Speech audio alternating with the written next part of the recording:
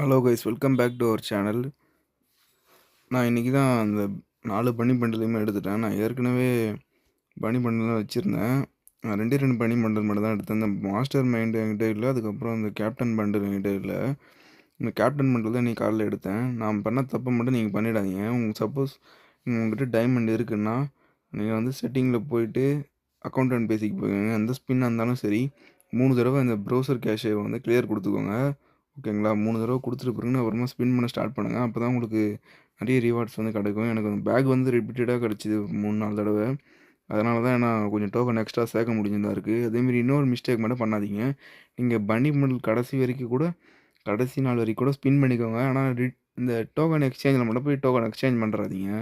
நான் தான் பெரிய மிஸ்டேக் பண்ணிட்டேன். நான் முதல் நாளே போய் 400 டோக்கன் இருக்கவே இந்த மாஸ்டர் மைண்ட் பண்டல் எடுத்துட்டேன். இன்றைக்கி காலையில் திருப்பி எனக்கு ரிப்பீட்டடாக இதே பண்டல் கிடச்சிது. இன்றைக்கி காலையில் 200 டோக்கன் தான் அவங்க தந்தாங்க எனக்கு. அந்த 200 டோக்கன் வச்சு தான் நான் இந்த பனி பண்டல் இப்போ இன்றைக்கி காலையில் எடுத்தேன்.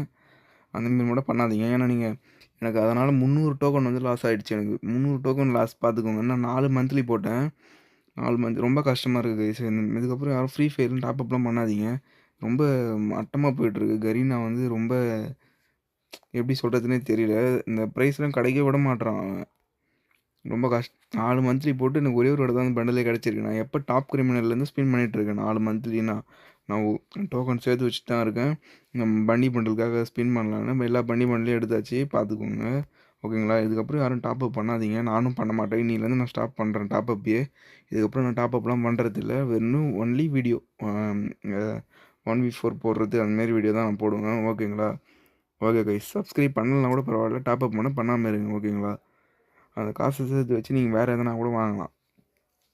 Okay guys, by.